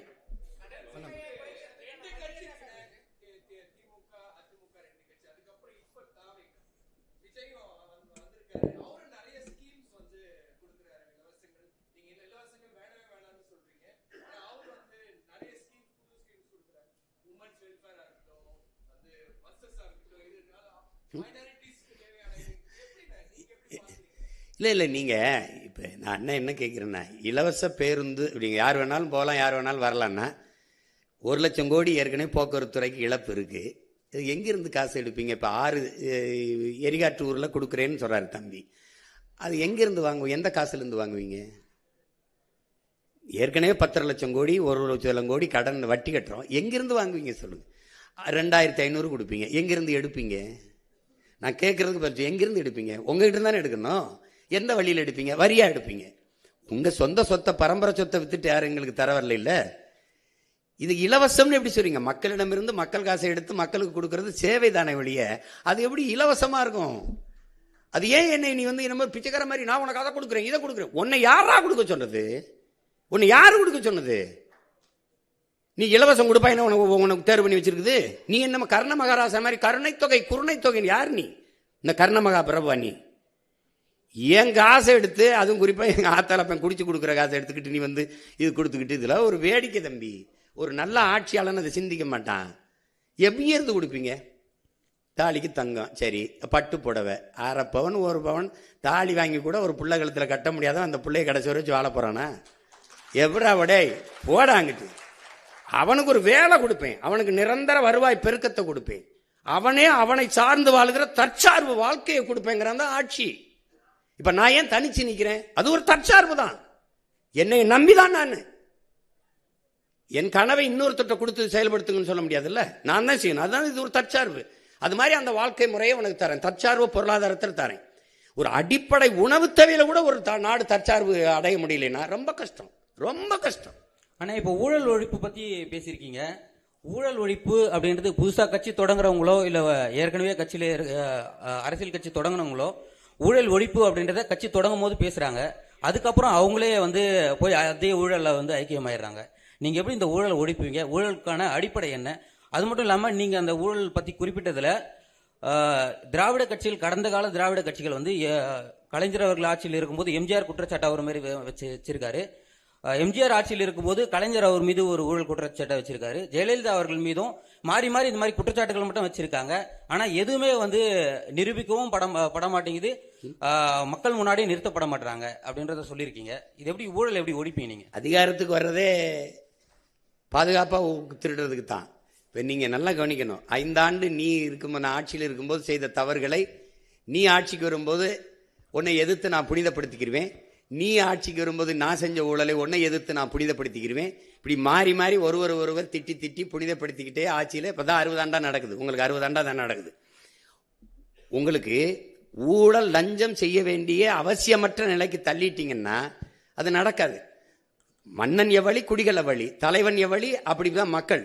நான் வந்து ஊழல் லஞ்சத்துக்கு எதிராக இருந்துட்டேன்னா அது நடக்காது. நீ ஊழல் லஞ்சம் பெற்றுட்டேன்னா நீ பணியிட நீக்கம் அதெல்லாம் செய்யக்கூடாது. பணியிட நீக்கம், பணியிட மாற்றம் இல்லை, நிரந்தர பணி நீக்கம். வெளியில போ, உன் சான்றிதழ் செல்லாது.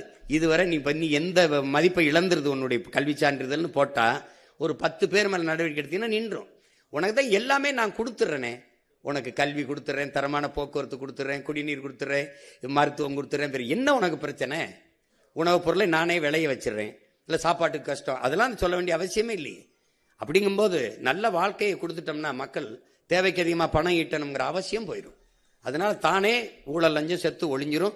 அந்த ஊழல் லஞ்சம் அது எப்படி தடுப்பேன்னா வெளிப்படையான நிர்வாகத்தின் மூலமா. இப்போ இந்த சாலையை போட 500 கோடி ஒதுக்கியிருக்கேன்னா 500 கோடி ஒதுக்கியிருக்கேன்னு தெரியும் உங்களுக்கு. ஒவ்வொரு முறையும் அந்த தகவல் வந்துகிட்டு இருக்கும்.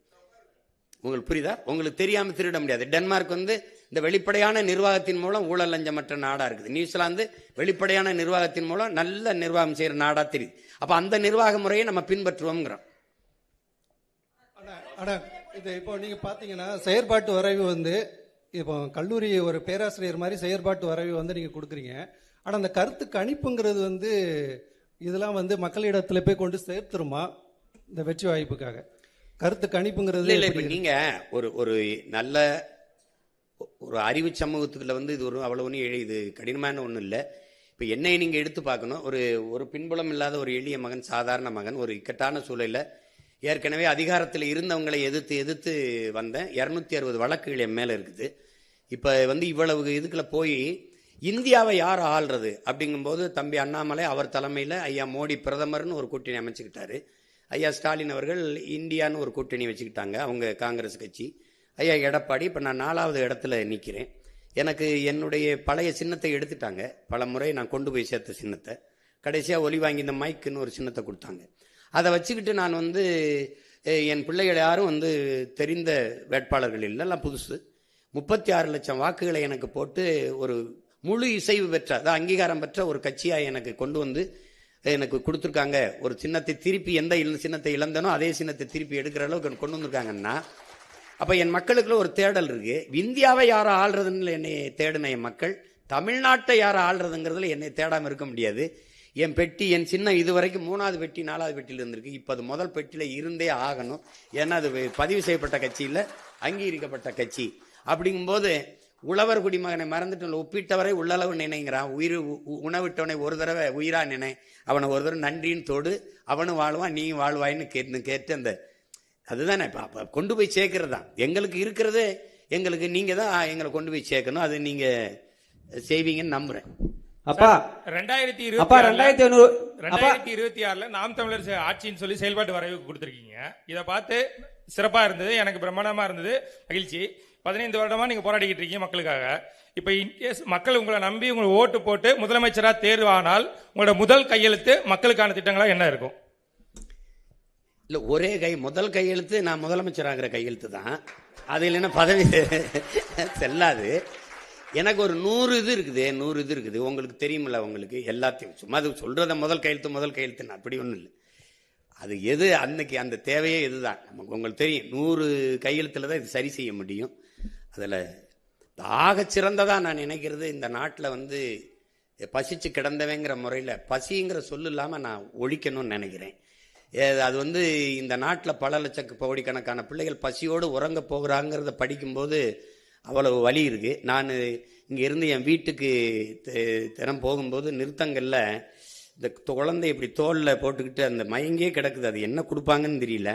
சின்ன பிள்ளைங்க வயசானவங்க எங்கேருந்து இறக்கி விட்டாங்கன்னு தெரியல. நிறுத்தினோன்னு அந்த கையை கூட்டமாக வந்து ஏந்தும் போது ஒரு வலி வரும் பாருங்க, நடா அப்படின்னு. நம்ம பெண்கள் இல்லை வட இந்திய பெண்கள் தான். இப்போ அதில் ஒன்று தோணும், நீ பிச்சை எடுக்கிற வேலை கூட நமக்கு கிடைக்காத ஒருக்கு அதையும் அவன் எடுத்துக்கிட்டான்னு தோணும். ஆனாலும் இந்த நிலைமையில் இன்னும் இருக்குது. பிச்சைக்காரன் சுவிப்பு மிஷின் எடுக்கிற பிச்சை போட்டு காட்டுவேன், நான் வத்திருக்கேன் அந்த காட்சியை. அது பிச்சைக்காரன் சுவிப் மிஷின் பிச்சை எடுக்கிறத வளர்ச்சின்னு காட்டுது. நான் பிச்சைக்காரனே இல்லாத ஒரு நாட்டை படைக்கிறது தான் வளர்ச்சின்னு நினைக்கிறேன். அப்போ ரெண்டு இந்த முரண்படுது. என்னுடைய பிள்ளைகளுக்கு வந்து கல்வி ஒரு சுமையாக இருக்கக்கூடாது, அது ஒரு கனவாக போயிடக்கூடாது. நீ என்ன கல்வி நினைக்கிறியோ, மருத்துவமாக படி, நீ பொறியாளராக படி, அது எந்த வாய்ப்பையும் அரசு செய்யும். ஏன்னா நான் என்ன சொல்றேன், ஒட்டுமொத்த நாட்டு பிள்ளைகளும் என் நாட்டின் செல்வங்கள்னு அதை தூக்கி கொண்டு போகணும். அதுக்கப்புறம் மருத்துவம் வந்து உயிர்காக்கும் மருத்துவம் எல்லாருக்கும் சரியாக சமமாக தரமாக இருக்கணும்னு நான் நினைக்கிறேன். எனக்கு தெரிஞ்சு கம்யூனிஸ்ட் கட்சி எங்கள் ஐயா தாப்பாண்டியன் நல்லகண்ணன் தவிர அரசியல் தலைவர்களில் யாரும் அரசு மருத்துவமனையில் படுத்ததா எனக்கு தெரியல. உங்களுக்கு புரியுதுன்னு நினைக்கிறேன். அப்போ அந்த மாதிரி ஒரு நல்ல ஆட்சியை கொடுக்கணும்னு நினைக்கிறேன். அப்போ ஊழல் லஞ்சத்தை விட்டு உண்மை நேர்மையான நிர்வாகம் அது கொண்டு வரணும்னு நினைக்கிறேன். இப்போ எனக்கு உங்ககிட்ட சொல்கிறதுக்கு என்ன, என் தலைவனுக்கு ஒரு கனவு இருந்தது, 200 ஆண்டுகளுக்கு பிறகு என் இனம் எப்படி வாழணும்ன்ட்டு. அந்த கனவு எங்களுக்கு கையளிக்கப்பட்டிருக்குது, எனக்கு கடத்தப்பட்டிருக்குன்னு வச்சுக்கிறீங்களேன். இப்போ அதை எப்படியாவது அவர் கனவை அந்த நிலையில் எந்த ஒரு இடத்துல நிறைவேற்றி காட்டிடணும்னு நினைக்கிறேன். ஒரு தடவை என் ஆட்சியில் நீங்கள் வாழ்ந்து பாருங்களேன், என்னடா இவ்வளவு வேலை செஞ்சிருக்க முடியுமான்னு தோணும். இவ்வளவு பண்ணியிருக்க முடியுங்களா? இந்த தண்ணீரை எப்படி சேமிக்கிறேன், சாலை எப்படி போட்டு பராமரிக்கிறேன், இந்த கழிவுநீர் மழை நீரை எப்படி எடுத்துக்கிட்டு போகிறேன். ஒரு தடவை வாய்ப்பு கொடுத்தா தானே தெரியும். நான் சொல்லிக்கிட்டே இருக்கேன், நான் நல்லா விளையாடுவேன்ப்பா, நல்லா ஒரு தடவை இறக்கி விடுங்க விளையாடங்கிறேன். அதனால முதல் நீங்க சொல்ற கையெழுத்து உண்மையிலே என் நாட்டுக்கு மக்களுக்கு எது முதன்மையானது அவசியமானதுன்னு பார்த்து போடுவேன், முதல் திட்டத்தில் போடுவேன். அப்ப 2500 வருஷமா புத்தர் காலத்துல இருந்து சாதி ஆதிக்கம் தலைவிரிச்சு ஆடுது. 2500 காலமா புத்தர் காலத்துல இருந்து சாதி ஆதிக்கம் தலைவிரிச்சு ஆடுது. இப்ப 2026 இருக்கிறோம். இங்க இருக்கிற திராவிட கட்சிகள் யாரும் சாதி ஒழிக்க முன் வர மாட்டாங்க. சாதி பிரச்சனை நடந்தாலும் தக்க தண்டனை கொடுக்க மாட்டாங்க. 2026 நாம் தமிழர் கட்சி அரசு வந்தா சாதி ஆதிக்கின் பேரில் நடக்கிற வன்கொடுமைகளுக்கு எந்த மாதிரி தண்டனை கொடுப்பீங்க? அப்புறம் 12 லட்சம் ஏக்கர் பஞ்சம நிலம் முழுக்க பட்டியல் மக்கள் போற நிலத்தை எவ்வளவு சீக்கிரம் மீட்டு எடுத்து கொடுப்பீங்க? 142 கோடி மக்களோட தலையெழுத்த மாத்தின பாபா சாஹேப் அம்பேத்கரோட சிலை கூண்டுக்குள்ள நிக்குது, எவ்வளவு சீக்கிரம் வெளியெடுப்பீங்க? அதெல்லாம் எடுத்துருவோம், நீ இவரு நீ அப்ப நம்ம புரட்சியாளர் சிலை மட்டும் இல்ல, நம்ம தாத்தா முத்துராமலிங்கத்தேவர், தாத்தா காமராஜ் எல்லாரும் சிலையும் தான் இருக்கு. வந்தயம் பணம் சிலையெல்லாம் திறந்துருக்கு. நம்ம சிலையெல்லாம் நாட்டு விடுதலைக்கு ஜெயிலுக்கு போனாங்க, விடுதலை பெற்ற பிறகு சிறையில் தான் இருக்காங்க. அதெல்லாம் உடைச்சிடறோம், கண்காணிப்பு கறி வச்சிடறோம், தொட்டா தூக்கிடுறோம். நீ ஒன்றும் கவலைப்படாத, ஒழிச்சிடறோம். பஞ்சமி நிலத்தை மீட்கணும். அதுக்கு பல தடவை அண்ணன் போராடி இருக்கேன். இப்போ இந்த தடவை அறிவிப்பேன், சொல்லுவேன். இந்த 12 லட்சம் ஏக்கர் எந்த கொம்பன்ட்டு இருந்தாலும் எடுக்கிறோம். அதை வந்து நமக்கு பாரபட்சம் கிடையாது, வேண்டியவன் வேண்டாதவன் கிடையாது. ஏனெல்லாம் எனக்கு கொடுத்துரு. அதுக்கப்புறம் சாதி ஒழிப்பு தானே, அதுவே செத்து ஒளி, நீ கவலையே படாத. அதாவது நான் என்ன சொல்றேன்னா, சாதிக்கு கொலை செய்யாத, சாதியை கொலை செய். புரியுதா உனக்கு? நீ சாதி பார்த்து பழக மாட்டோம், சாதி பார்க்கிறவனோடு பழகவே மாட்டோம்ங்கிறத நம்ம கோட்பாடு. அது அந்த எண்ணமே வராத அளவிற்கு இந்த சமூகத்தை மாத்திருவேன். விளையாடணும், படிக்கணும், வேலை இது பண்ணணும். அப்போ இந்த சாதியை பற்றி சிந்திச்சுக்கிட்டு வெட்டி பேச்சு பேசி புறணி பேசிக்கிட்டு இந்த அடிக்கடி சரக்கு போட்டு மப்பில் வந்து நாங்கள்லாம் யார் தெரியுமா வந்து நீங்க வா, நீயே ஒரு அடிமை, நானும் ஒரு அடிமை, அதில் பெரிய அடிமை சின்ன அடிமை அதெல்லாம் கிடையாது. அது கொஞ்சம் கொஞ்சமாக மாறிடும். அது முன்னாடி நிற்கிறவன் பொறுப்பு. இப்போ நான் இருந்தேன்னு வச்சுக்கிறேங்க, இப்போ திருப்பரங்குன்றத்தில் என்ன விளக்கேற்றணும், அங்கே கந்திரி ஆக்கணும், சரி நீங்கள் ஆக்குங்க கூட வரேன், நீங்கள் விளக்கேற்றணும் வாங்க கூட வரேன். அவரவர் வழிபாடு அவரவருக்கு. உன் மதம் சிறந்தது வழிபாடு, என் மதம் சிறந்தது வழிவிடு. சண்டை இருக்கக்கூடாது, ஒன்றா இருக்கணும். சரியா? வேற என்ன? இங்கே என்னன்னா, இந்த சாதி மதம் இல்லாத இது ஒரே மண்ணாகணும், ஒரு தாய் மண்ணாகணும். இதுதான் நம்மளுடைய கோட்பாடு. அதனால அதை சரி பண்ணுறேன், நீ கவலைப்படாமல் இரு.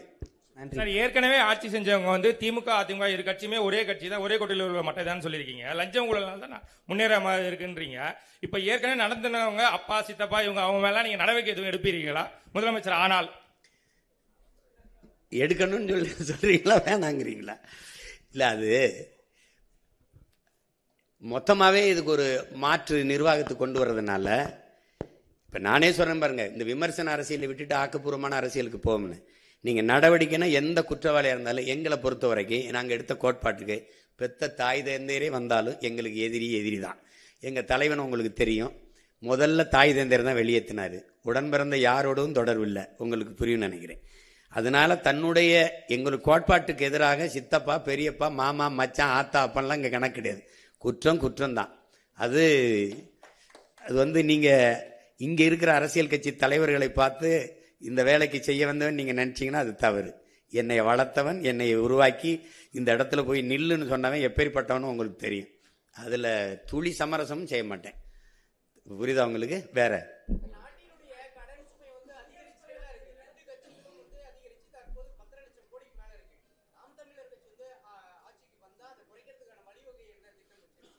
சிரிக்காத அண்ணன் சொல்றேன். கடன் வாங்கினவன் யாருன்னு கேட்பேன் அவங்ககிட்ட. அந்த முகேஷ் அந்த அனில் அம்பானி ஒருத்தர் இருந்தாப்புல 1,00,000 கோடி திவாலாயிருச்சுன்னு விட்டாப்புல. நான் தமிழ்நாடு அரசு திவாலாயிருச்சுன்னு ஒரு மஞ்சள் நோட்டீஸை விட்டுருவேன். புரியுதா? ஏன் என்கிட்ட வந்து கேட்பான், யோ நான் வாங்கினேனா, கையெழுத்து போட்டு வாங்கினவன், அவன் ஆளுகள்லாம் இருக்கு, நான் வேணா உனக்கு துணைக்கு ஆள் அனுப்புறேன், போய் வசூலிச்சுக்க. ஏன்னா அதனால என் நாட்டுக்கு மக்களுக்கு ஒன்றும் இல்லை. எவனை வாங்கி தின்ட்டு போனதுக்கு, அவன் இலவசமாக வாரி இறைச்சி வாக்க வாங்கி ஆட்சியை செஞ்சுட்டு போனதுக்கு நாம் எல்லாம் செலவழிச்சுட்டு கடற்கரையில் படுத்துட்டாங்க. எனக்கு அது பேச்சு கிடையாது. இப்போ நான் வாங்கி கையெழுத்து போடுறதுக்கு நான் பொறுப்பு. நீ எவனை வாங்கி தின்னதுக்கு நான் என் மக்கள் காசை எடுத்து வட்டி கட்டிக்கிட்டு இருக்கிறதுக்கு என்கிட்ட கொடுத்தியா? நான் பொறுப்பு இல்லை. யார்கிட்ட கொடுத்த? ஆள் இல்லைன்னா அவங்க ஆளுங்க இருக்கு, சொந்த ஆளுங்க பெத்த ஆளுங்க அப்போ வாங்கி சாப்பிட்ட ஆளுங்க இருக்கு, அங்கே போய் வசூலிச்சுக்க. எனக்கு இது பொறுப்பு கிடையாது. இந்த கடனுக்கு நாம் தமிழர் அரசு பொறுப்பு ஏற்காது. ஆனால் நீ ஊதாரியா வாங்கி சீட்டாடி இது பண்ணி அவனுக்கு கொடுத்து இவனுக்கு கொடுத்து 5,000 கொடுக்குறேன் 10,000 கொடுக்குறேன் அரிசி கொடுக்குறேன் பருப்பு நான் கேட்டேனா உனக்கு? அது கிடையாது. அந்த நிர்வாகம் இதில் கிடையாது.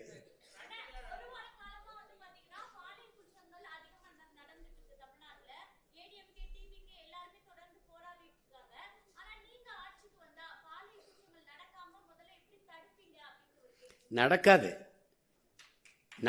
அது வந்து இங்க பாருங்க, இப்ப அண்ணன் சொல்றேன்ல, என் மீனவனை சுட மாட்டான், கைது செய்ய மாட்டானா மாட்டான். உங்களுக்கு புரியுதுன்னு நினைக்கிறேன். அங்க உட்கார்ந்துருக்க ஆள் யாருன்னு பார்ப்பான். நீங்க என் பிள்ளைய தொட்டுட்டேன்னு வச்சுக்க, கொன்னுட்டேன்னு வச்சுக்க, எந்த கொம்பாதிகமாக இருந்தாலும் தூக்கிட்டு வந்து இந்த பிள்ளைய அடக்கம் பண்றதுக்குள்ள அவனை கொன்னு புதைச்சிட்டு தான் அடக்கம் பண்ணுவேன். நிக்க வச்சு சொல்லி சுடுவேன். அவங்க பெற்றோர்கள் சொல்லுவேன், இப்படி ஒரு பிள்ளைய பெற்றதுக்கு நீ அழாத, நீ அவமானப்படாத. இவனை வந்து இந்த மாதிரி பிள்ளை பெற்றுக்கு தலை உணியணும் அப்படின்னு சொல்லிடுவேன். இவன் வந்து துயர் இந்த நாட்டுக்கு இழுக்கு. இவன் யாரோ 2 பேரை போட்டேன்னு வச்சுக்க, தொற்றுவான்னு நினைக்கிறியா? பொம்பளை பிள்ளைய தான் தலை உணிஞ்சு போகணும்னு நினைக்கிறியா? வர்றவன்லாம் தலை உணிஞ்சு போவான். ஐயா யாரையும் கேலி பண்ணிடாதையா, தொலைச்சு பெறுவான். அவன் அந்த பயம் இருக்கணும்ல. என் தலைவன் எனக்கு கற்பிச்சது மரணம் ஒன்றுக்கு தான் இந்த மானுட சமூகம் பயப்படும்னு. அரபு நாடுகளில் ஏன் இந்த பாலியல் குற்றங்கள் குறைவா இருக்கு? என கடும் சட்டம், பொது வெளியில தூக்கல போட்டுருவான். உங்களுக்கு புரியுதுன்னு நினைக்கிறேன். அதனால அந்த சேட்டையெல்லாம் இங்க செய்ய முடியாது. அது தானா நடக்கும் தங்கச்சி. நீங்க ஏன் கலவுறீங்க? நீங்க அண்ணன் வந்தவன நீங்க பாட்டுக்கு ராத்திரியில தனியா போங்க, எவனா தொட்டானான்னு பார்ப்போம். நீங்க போங்க. என் தலைவன் அப்படி ஒரு நாட்டை கட்டி வச்சான் தங்கச்சி. தனியாக உந்தூர்லியில ஒரு பெண் நள்ளிரவுல பயணம் பண்ணுவா, தனியா போவா, ஒரு பய தொட மாட்டான். என் மாநாட்டில் 6.5 லட்சம் பேர் கூடியிருக்கான். ஒரு தொல்லை, ஒரு பிள்ளைய தொட்டான், இடிச்சான், கேலி பண்ணா, ஏதாவது சொல்லு பார்ப்போம். ஏன்னா அது அது ஒரு ராணுவம். அது ஆட்சி செய்யும் போது அப்படியா அவன் தெரியும், உட்கார்ந்துட்டான் தொடம.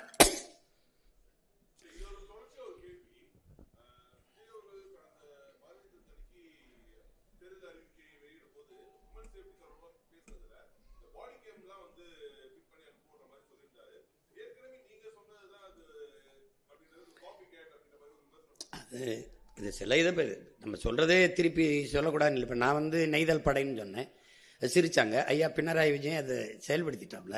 இப்போ சில இது நான் சொல்றது செயல்படுத்துறாங்க. இப்போ மரத்தை வெட்டுறது மனித உறுப்புகளை வெட்டுறது போல குற்றம்னு கருதி சிறையில் அடைப்பேன். சீனா அந்த சட்டத்தை கொண்டு வந்துருச்சு. இப்போ நம்ம சொல்கிறோம், அதை செயல்படுத்தும் போது நல்லதை நம்ம சொன்னா என்ன, அவங்க சொல்கிறப்ப நான் டென்மார்க்கில் இப்படி இருக்குது, பிரேசில் இப்படி இருக்குன்னு நான் சொல்கிறேன்ல. அப்போ அது அந்த நிர்வாகத்தை எடுக்கும்போது நம்ம சொல்கிறது அது யார் சொன்னால் என்ன தம்பி, நான் காவல்துறை நெஞ்சிலெல்லாம் அந்த இது வைப்பேன், நான் போட்டு காட்டுவேன் அது எப்படிலாம் நான் அது பண்ணுவேன்னு. அப்போ அது மாதிரி அது வரணும்.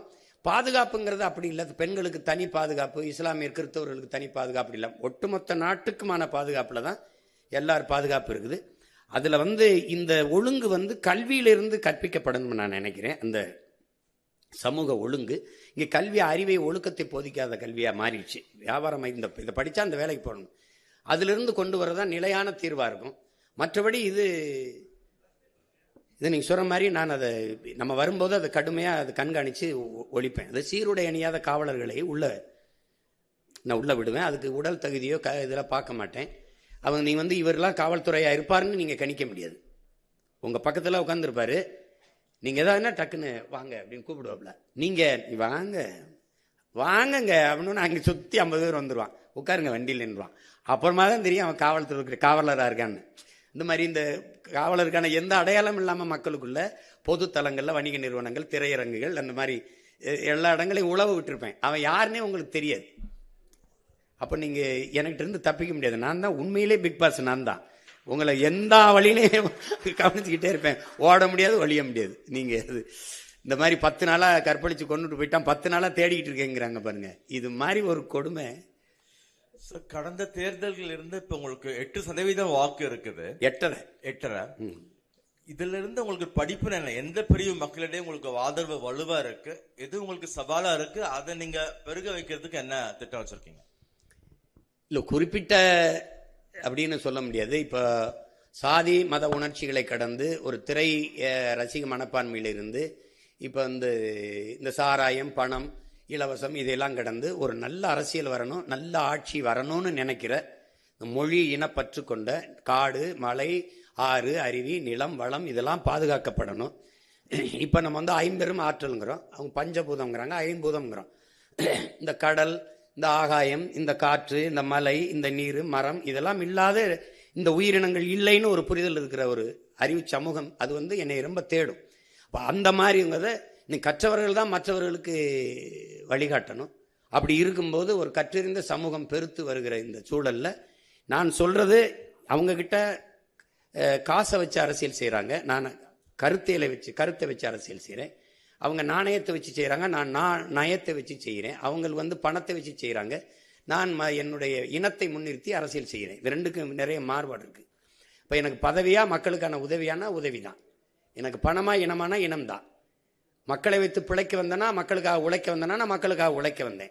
அப்போ இந்த இதை நான் தொடர்ந்து நிரூபிக்கும் போது நீங்கள் பாருங்கள், விழுக்காட்டு அடிப்படையில் வளர்ந்தே போய்கொண்டிருக்கேன். அப்படிங்கும்போது இந்த தடவை தமிழ்நாட்டை யாரை ஆள்றதுல 4 முதலமைச்சர் வேட்பாளர் இருந்தாலும் என்னை என் மக்கள் தேடாமல் இருக்க மாட்டாங்க. ஏன்னா நான் தான் அந்த மக்களுக்கான இது இப்படி இந்த ஆட்சி முறையை இப்படி மாத்துறேன்னு சொல்றது நான் தான். நான் வீட்டுக்கு ஒரு இது தருவேன், நான் அப்படி கொடுப்பேன் அப்படி சொல்லலை. அதெல்லாம் நீனே வாங்கிக்கிற மாதிரி வாய்ப்பை ஏற்படுத்தி தந்துடுறேன்றேன். நீ பெருமையோடு தன்மானத்தோடு தலைமையிலிருந்து வாழ்கிற வாழ்க்கையை நான் தந்துடுறேன் உனக்கு, நீ எதிர்பார்த்துருக்காத. இப்போ நான் வரும்போது நாளைக்கு இப்போ 5000, அடுத்து இன்னும் 5 வருஷத்தில் அப்புறம் 20,000 ஆகும். இப்போ 10.5 லட்சம் கோடி 20 லட்சம் கோடி ஆகும். 1 லட்சம் கோடி வட்டி 2 லட்சம் கோடி வட்டி ஆகும். இப்போ என் தம்பி அறிவிச்சிருக்கிற அந்த இலவச அறிவிப்புகள் இருக்கு, அதுக்கே மாதம் 1 லட்சம் கோடி தேவைப்படுது. தாலிக்கு தங்கம், பிறந்தவண்ண வரவேற்பு, அப்புறம் 6 ஏரிகாட்டு உருளை, அப்புறம் இலவச பேருந்து. உங்களுக்கு புரியுதுன்னு நினைக்கிறேன். அதை புள்ளி வரம் போட்டிங்கன்னா 1 லட்சம் கோடி மாதம் தேவைப்படுது. எங்கிருந்து எடுப்பீங்க? அப்போ அது நல்ல ஆட்சி முறை இல்லை, அதை செய்யக்கூடாது. மக்களுக்கு இப்போ நான் சொல்கிறது கொஞ்சம் வெறுப்பாக இருக்கும், கசப்பாக இருக்கும். எந்த நல்லதை முதல்ல எடுத்தோடனே ஏற்றிருந்துருக்கிறாங்க. ஆனால் அதுக்காக ஏற்பார்கள், எதிர்ப்பார்கள், ஆதரிப்பார்கள், அருவருப்பார்கள்னு பார்த்தா புதிய ஒன்றை செய்யவே முடியாது. அப்போ அது நான் மக்களின் கருத்துக்கானவன் இல்லை, முழுக்க முழுக்க மக்களின் நலனுக்கானவன். அதனால நான் அதை தான் முன்னெடுக்க முடியும். உலகத்தில் மாறுதலை செஞ்ச எல்லாரும் மனச்சான்று வழி நடத்தியபடி நடந்தவன் தாங்கிறான். என் மனச்சான்று என்ன சொல்லுதோ அதை தான் நான் செய்ய முடியும். நான் சொன்ன 2 முனை தான். அவங்க 3 பேரும் ஒரே தளத்தில் இருக்காங்க, நான் எதிர்த்தளத்தில் இருக்கேன். அப்படின்னா அந்த ஒரே தளம் தானே. அவர் 2000, 2500, நான் இதெல்லாம் கிடையாது. நீனே ஆயிரக்கணக்கான ரூபாயை ஈட்டிக்கொள்ற மாதிரி உனக்கு வேலை வாய்ப்பு வருவாய்ப்பு இருக்கும், பொருளாதார மேம்பாட்டை தந்துடுறேன், அவன் வாழ்விடத்திலே தந்துடுறேன்றேன். அப்ப நான் தானே வேற இடத்துல இருக்கேன். அவங்க அவங்க ஆங்கிலமும் கொள்கை மொழிங்கிறாங்க. அடுத்தவன் மொழி எனக்கு கொள்கையா இருக்க முடியாதுல்ல. அது என்னுடைய தன்மான இழப்பா நான் கருதுறேன். அதனால நான் என்ன சொல்றேன்னா, என் கொள்கை மொழியில வேறுபடுறேன். அப்ப அதுல மாறணும்ல. அவங்க ஊழல் லஞ்சத்தை ஒழிப்பும்னே சொல்லல. ஏன் சாராய கடையவே மூடுவேன், என் தம்பி பாட்டிலுக்கு 10 ரூபான்னு பாடுறாரே ஒழிய நான் வந்தா மூடுவேன்னு சொல்லலையே. இப்ப சாராய கடையை வச்சுக்கிட்டு போதையை வச்சுக்கிட்டு பெண்கள் பாதுகாப்பு என்பதும் சட்டம் ஒழுங்கு என்பதும் கொலை கொள்ளையை வன்முறையை தடுப்பேன் என்பதும் வெற்றி பேச்சாயிரும். சும்மா ஒரு என்ன சொல்றது, அது கேலிய வேடிக்கையாயிரும். அது சாத்தியப்படுத்த முடியாது.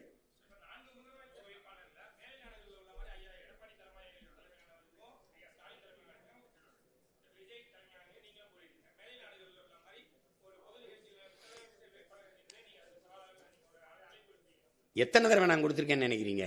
அன்னைக்கு கூட பேசினேன் இங்க நடந்த கூட்டத்தில். இந்த 4 முதலமைச்சர் வேட்பாளரையும் நிறுத்தி வச்சு ஒரு 10 நிமிடங்கள் வாய்ப்பு கொடுத்து பேச விடுங்க. நீங்க வந்தா என்ன செய்வீங்க, நீங்க வந்தா என்ன செய்வீங்க, நீங்க வந்தா என்ன செய்வீங்க, எனக்கு ஒரு வாய்ப்பு கொடுங்க. அப்படி இந்த மாதிரி நீங்க ஊடகங்கள்லாம் நீங்க ஏற்பாடு பண்ணுங்க, பண்ணி மக்கள்கிட்ட கொண்டு போகட்டும். யார் வந்தா நல்லா இருக்குமோ மக்கள் முடிவு செய்யட்டும், அவ்வளவுதானே. அது நான் தான் வருங்க, இருகரம் விரிச்சு தயாரா இருக்கேன், எந்த இடத்துக்கு வேணாலும் வரேன்.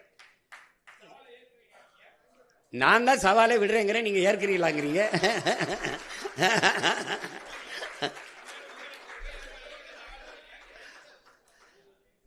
நான் தான் தயாரா இருக்கின்ற, நான் தான் பல தடவை கூப்பிடுறேன்.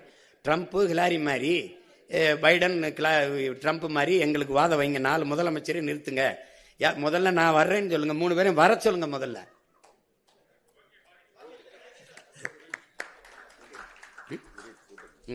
எங்க நிக்கணும்? Arabian Garden seafood restaurant. Bad taste meets elegance. Summer வந்தாச்சு. What's plan for this holiday? எங்க கிட்ட விட்டுருங்க, நாங்க பாத்துக்கிறோம். VGT Holidays. GT Holidays, South India's #1 travel brand.